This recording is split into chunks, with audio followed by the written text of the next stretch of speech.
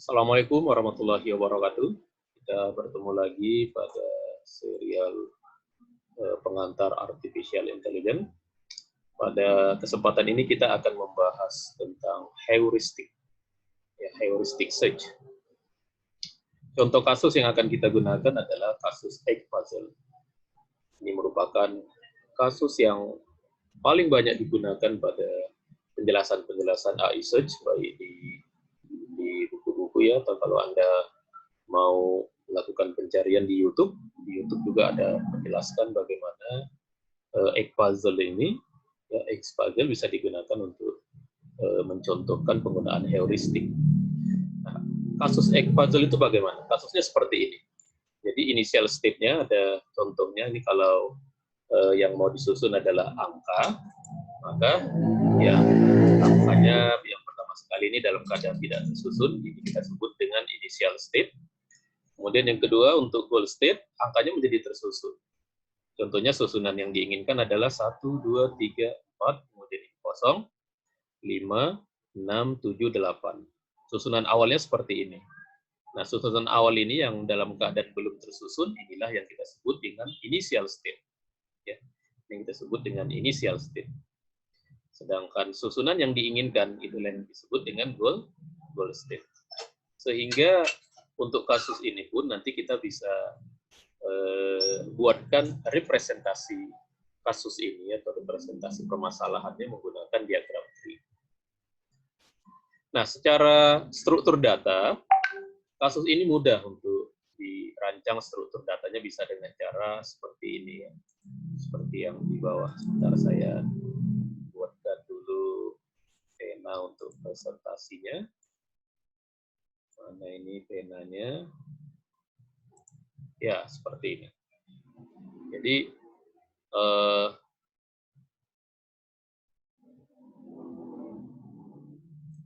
ini merupakan bentuk struktur data yang bisa disimpan ke sistem komputer.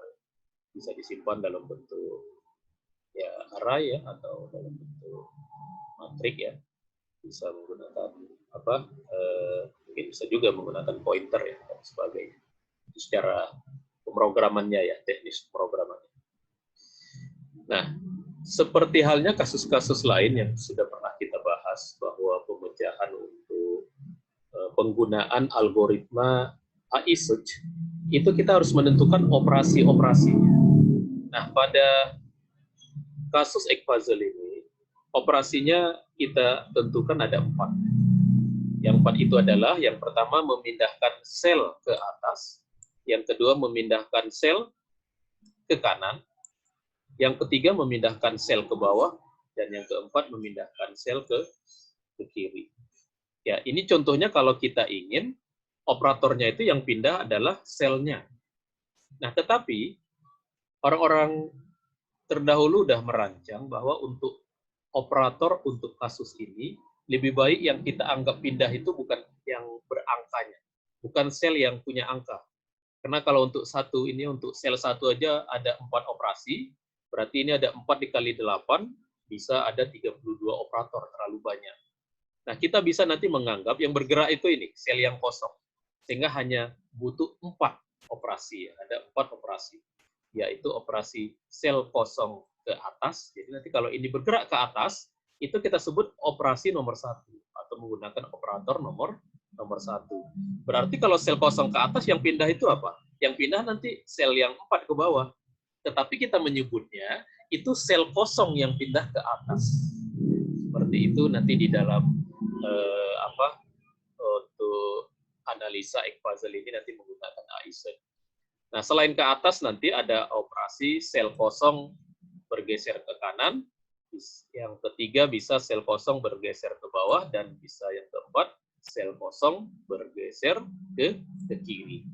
Jadi ada 4 operator yang sesuai dengan tujuannya ya. Apa itu kegunaan operator di dalam proses search ya?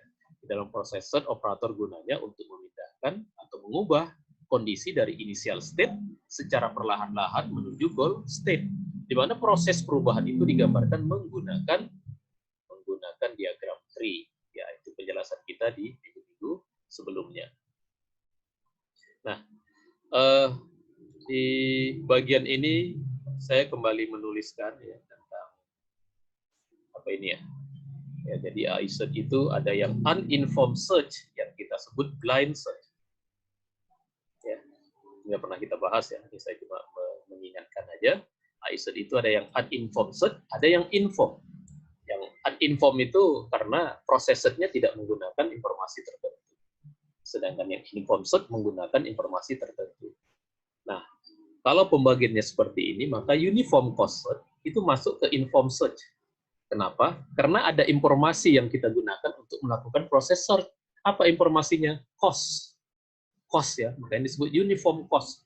Cost-nya itu dalam hal misalkan pencarian jarak terdekat, cost-nya itu adalah jarak dari satu kota ke kota lain. Nah, karena ada informasi, maka uniform cost search kita masukkan di sini, termasuk kepada inform search, walaupun tidak walaupun beberapa buku memasukkan uniform cost ini termasuk yang uninformed search, karena sebenarnya informasi search-nya itu belum begitu lengkap gitu, belum begitu mendalam ya, hanya sekedar menginformasikan hanya satu cost. Tapi ya nggak apa-apa, di sini kita masukkan ke informed search. Nah, ada lagi nanti yang namanya A-algorithm. Metode inilah nanti yang akan kita gunakan untuk memecahkan masalah egg puzzle. Ya. Kemudian ada A-star algorithm, ini hanya modifikasi dari A-algorithm, di mana kalau pada A-algorithm itu hanya memperhitungkan nilai dari sebuah node ke goal-nya. Sedangkan A-star dua-dua diperhitungkan. Nilai dari root ke state itu diperhitungkan. Nanti itu disebut dengan JN. Dan nilai dari nilai perkiraan dari state itu ke goal itu juga ditentukan. Tapi nilai dari simpul yang saat ini ke goal itu bentuknya estimasi. Nah, estimasi inilah nanti yang disebut dengan heuristik. Ya, dalam kasus ini itulah yang disebut heuristik. Oke, nanti ada juga metode hill climbing, ada metode greedy, metode best first, yang pada dasarnya adalah merupakan pengembangan dan perbaikan dari metode algoritma. Oke, kita langsung. Nah, kalau kasus egg puzzle ini mau kita gambarkan dalam bentuk diagram tree, maka jadinya seperti ini. Nah, seperti ini, lihat seperti ini. Wah, ini asalnya dari mana ini? Ini nanti yang disebut dengan state space dari kasus egg puzzle. Nah, ini asalnya dari mana? Kenapa ini yang jelas ini adalah initial state, sama dengan kasus-kasus kita yang sebelumnya ya. Ini adalah initial state-nya. Initial state ini ya, ini kan initial state. Ini isinya initial state-nya. Nah, ini satu adalah nomor operatornya. Satu berarti memindahkan sel kosong ke atas. Sel kosong kalau ke atas saya pindahkan, maka yang empatnya turun ke bawah. Ini hasilnya. Dua, ini adalah memindahkan sel kosong ke kanan. Ya, kalau saya pindahkan ini ke kanan, yang kosong ini ke kanan, yang dua yang pindah ke kiri. Makanya hasilnya jadinya seperti ini. Nah, tiga, ini adalah memindahkan sel kosong ke bawah. Ini kalau saya pindahkan ke bawah, yang 6-nya naik ke atas, makanya pindah ke atas. Nah, kenapa di sini tidak menggunakan operator nomor 4? Karena operator nomor 4 memindahkan sel kosong ke kiri. Nah, pada initial state ini, sel kosong tidak bisa berpindah ke kiri ke sini. Karena dia sudah berada di paling kiri.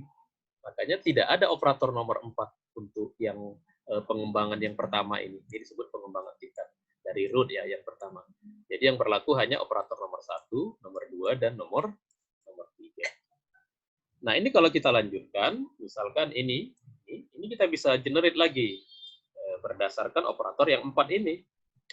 Ya, ternyata yang sah dari kondisi ini ya, nanti belum kita beri nama ya, kondisi yang saya beri tanda, ini yang sah hanya operator nomor 2. Nah, coba kita lihat. Kenapa dari sini tidak boleh operator nomor 1? Karena operator nomor 1 memindahkan sel kosong ke atas. Nah, ini kan dia sudah paling atas. Ya, nggak sah. Yang kedua memindahkan sel kosong ke kanan. Ini kalau saya pindahkan ke kanan kan ke sini ya, nomor 2 ke sini. Berarti yang satunya pindah ke sini. Boleh nggak? Boleh. Operator nomor 2 boleh. Ini dia operator nomor 2 yang kita gunakan di sini. Operator nomor 3 memindahkan sel kosong ke bawah. Nah, ini kenapa nggak boleh sel kosong ke bawah? Karena ini, kondisi ini, kalau operatornya saya gunakan memindahkan sel kosong ke bawah, hasilnya sama dengan yang di atas ini. Ya, sama dengan dalam satu part. Kan tidak boleh ya, di dalam satu jalur tidak boleh ada state yang sama. Nah, itu makanya yang nomor 3 tidak terpilih. Ya, tidak boleh. Karena kembali ke kondisi sebelumnya. Ya, kondisi sebelumnya di dalam satu jalur ya. Kalau beda jalur nggak apa-apa, boleh. Tapi ini kan satu jalur dia nanti di sini. Makanya di sini operator nomor 3 tidak boleh digunakan. Tadi yang boleh digunakan baru yang hanya operator nomor 2. Nah, yang keempat, memindahkan sel kosong ke kiri, kenapa nggak boleh dari kondisi ini? Kenapa nggak boleh? Karena selnya sudah berada pada posisi yang paling kiri. Nggak boleh lagi dipindahkan ke kiri. Keluar nanti selnya. Nah, begitu. Sehingga ini yang sah hanya operator nomor. Nah, itu terus kita lakukan ke setiap ke setiap node namanya ya, atau state kalau di dalam diagram tree untuk AI set ini namanya state. Setiap state ini kita kembangkan terus. Kita cek operator nomor 1 boleh nggak? Ternyata untuk yang ini boleh ya. Operator nomor 2 boleh nggak?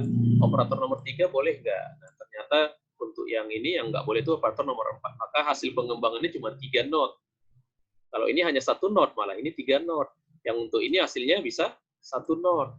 Dan selanjutnya ini kita kembangkan, ini kita kembangkan, ini juga dikembangkan, ini dikembangkan. Nah, terus sehingga nanti akan dihasilkanlah satu state space, sebuah state space untuk kasus egg puzzle. Untuk kasus egg puzzle ya. Kemarin Anda sudah melakukan latihan membuat diagram tree sendiri untuk kasus takaran 2 ember dengan kasus apa kemarin ya, kasus mencari jarak terdekat ya, menentukan jarak yang terdekat. Ya, nah sekarang ini egg puzzle ya, ini kasus yang baru, tetapi prinsipnya sama. Ya, semestinya tidak menjadi masalah untuk Anda kalau kalau ingin memahami bagaimana diagram tree untuk kasus egg puzzle ini dibuat. Oke. Nah, pada dasarnya egg puzzle ini proses searching-nya, yang menemukan G-nya, ya, G-nya tadi, G-nya yang mana itu? Nah, G-nya tadi kan yang ini ya, ini jadi G, ini goal ya, goal state. Ya, untuk menentukan goal state-nya bisa pakai B, Fs, bisa pakai D, Fs, ya, dan satu lagi saat ini adalah bisa pakai heuristic search. Nah, pada kesempatan ini kita hanya membahas langsung yang heuristic. Nah, seperti ini heuristic. Ya, heuristic ini pada dasarnya prinsipnya adalah seperti pada uniform cost search. Kalau pada uniform cost search ada nilai yang diperhitungkan untuk mengenerate ke node yang berikutnya. Nilainya itu adalah nilai jarak dari satu kota ke kota lain pada kasus yang pernah kita bahas sebelumnya. Nah, sedangkan pada inform search yang akan kita lakukan sekarang, yang disebut juga dengan heuristic search yang akan kita lakukan sekarang, nilainya itu kita hitung dulu dengan sebuah rumus. Ya, nilainya kita hitung dengan sebuah rumus. Nah, nanti tetap sama dengan uniform cost search, kita pilih nilai yang kita inginkan, yang optimal. Dalam hal ini nanti nilainya nilai yang terkecil. Ya, nilai yang terkecil. Jadi itu nanti yang namanya heuristic search. Nah, sekarang bagaimana mendapatkan nilai dari setiap state? Misalkan ini A nilainya berapa, B nilainya berapa, C nilainya berapa, D nilainya berapa. Nah, nilai nanti yang mau kita hitung itu disebut nilai heuristik. Nah, nilai heuristik adalah nilai perkiraan dari kondisi state yang saat ini menuju ke goal state. Itu kira-kira berapa nilainya? Nilainya berapa? Ya, misalkan ini B, nilainya misalkan ya, ini B nilainya 2 misalkan. Ini nilainya 7. Ini nilainya 6. Nah, kalau kita sudah tahu nilainya, nanti kita tinggal milih mana yang harus kita generate duluan. Tentu yang B. Kenapa? Karena nilainya lebih kecil. Nah, nilai itu dari mana? Mendapatkan nilai itu dari mana? Nah, untuk kasus egg puzzle, nilai itu dihitung.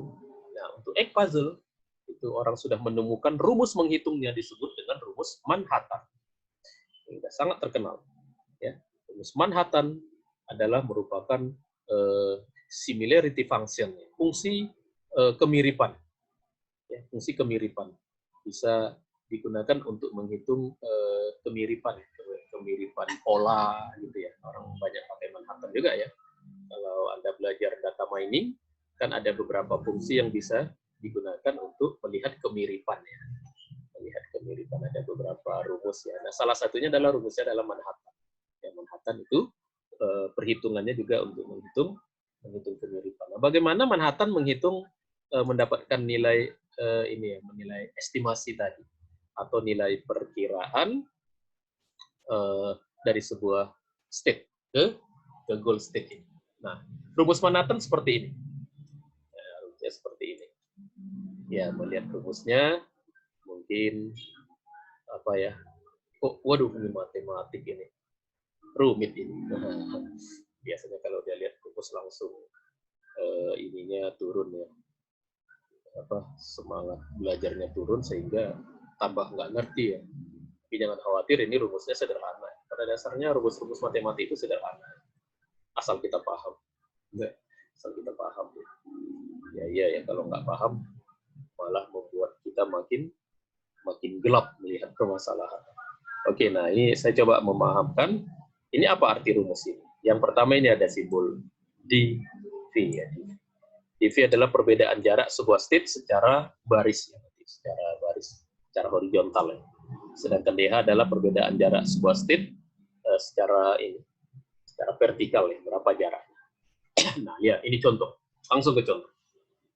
Kalau Anda masih bingung gara-gara melihat rumus tadi, kita langsung ke contoh.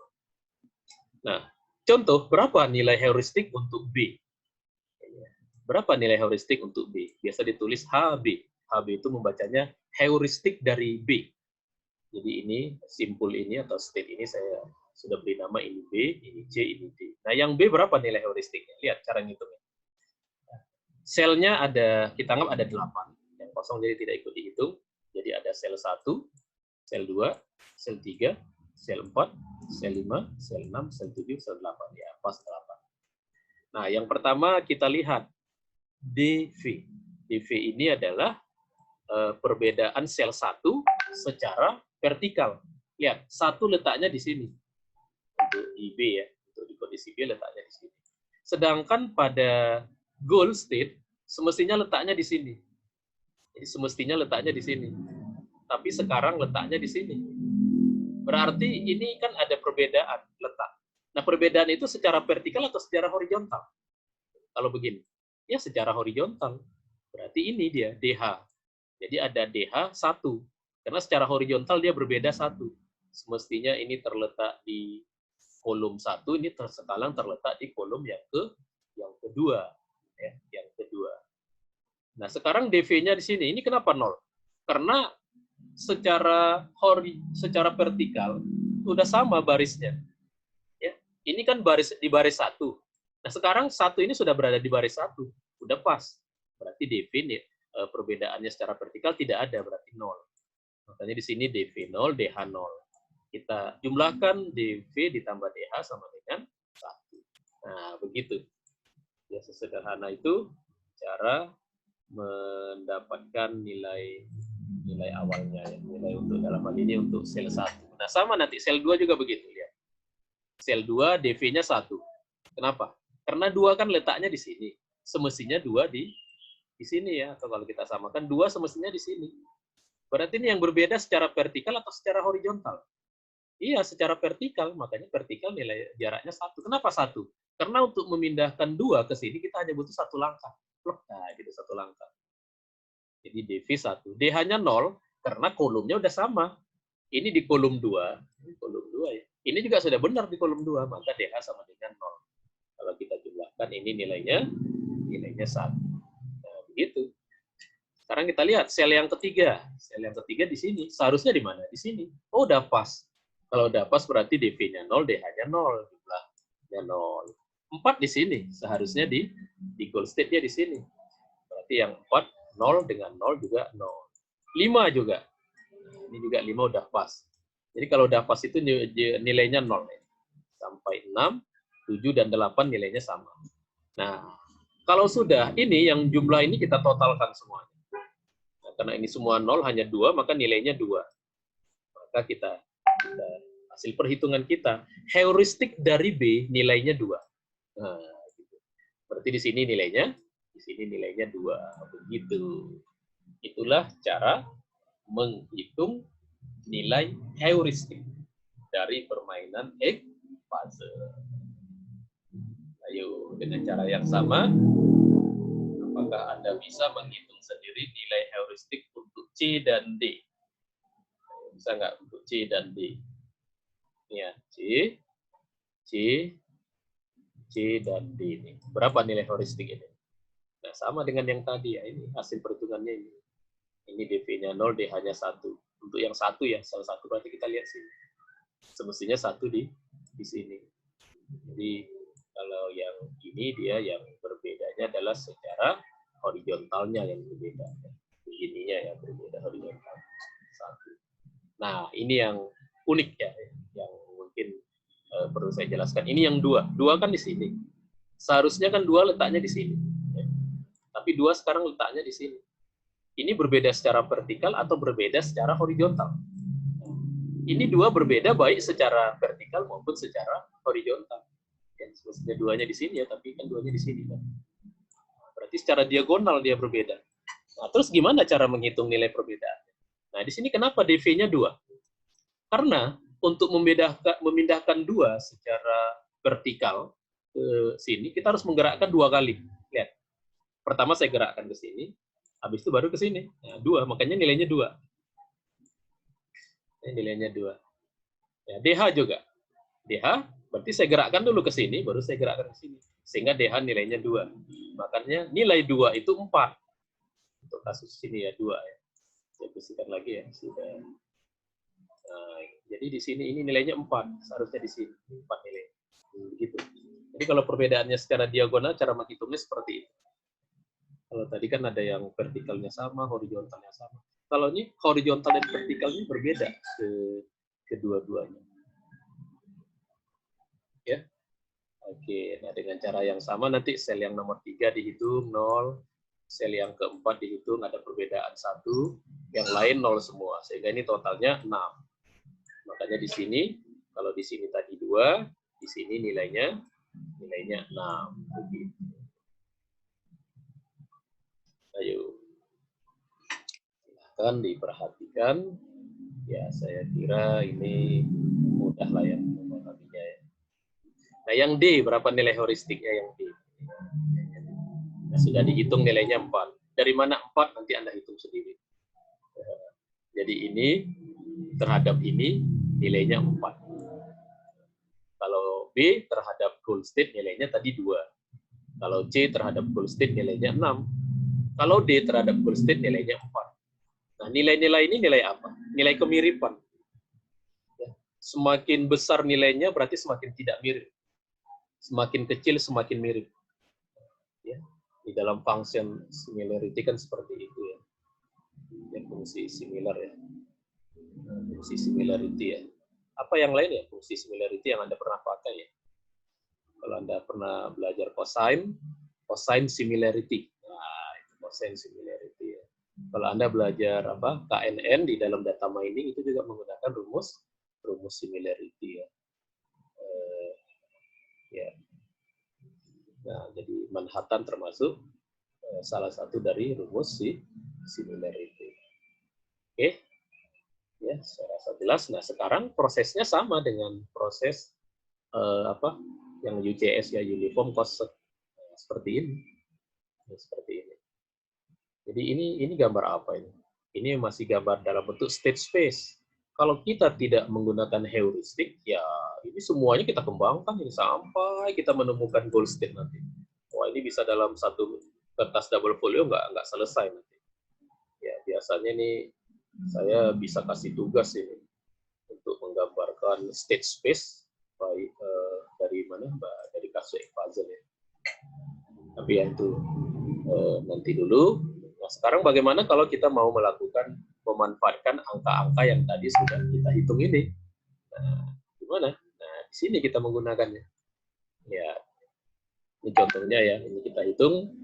Ini root-nya. Ini apa? Yang initial state-nya ini tadi. Ya, ini goal state ya. Ini goal state-nya. Ini G, goal state. Ini yang initial state. Initial state ya, tempatnya dibalik ya. Ini boleh nggak apa-apa yang root-nya pertama kan dari sini ya, root-nya kita hitung. Nah, nanti kalau ada B dan C, B kita hitung misalkan nilai heuristiknya 5, sudah ada hitungannya di bawah ya. Yang C nilai heuristiknya 7. Nah, maka nanti kalau kita diminta mengenerate simpul yang berikutnya, simpul mana yang kita generate? Ya yang nilainya lebih kecil. Jangan yang ini yang di-generate, tapi yang ini nanti yang di-generate. Nah, begitu selanjutnya. Persis seperti waktu kita membahas menggunakan uniform quotient pada pertemuan sebelumnya. Nah, ini contohnya. Nah, ya, ini pertama nilai heuristiknya 6, yang ini 5, yang ini 7. Ini kan root ya, karena root langsung mengenerate B dengan C. Dari B dan C ini, yang B nilai heuristiknya 5. Dihitung ya dengan cara seperti cara perhitungan Manhattan, yang C nilai heuristiknya 7. Maka yang dipilih mana? Yang 5. Maka yang ini yang di-generate, bukan yang ini. Nah, kita generate menghasilkan D dan E. Ya, ini D. D nilai heuristiknya 4, yang E nilai heuristiknya 6. Ya. Nah, mana yang kita generate? Yang belum kita generate kan ada 3 ya. Ini C, D dan E. Nah, ternyata yang paling kecil ini 4. Maka yang kita generate mana? Yang ini. Menghasilkan 1. Ini tadi kenapa hasilnya 1? Karena memang hanya itu yang boleh. Ya. Tadi kan udah kita bahas bagaimana menghasilkan, mengenerate sebuah state dari X puzzle, menghasilkan simpul lain ya. Tidak semua operator kan yang boleh. Nah, ternyata ini hanya ini yang boleh. Menghasilkan F. F ini nilai heuristiknya 3.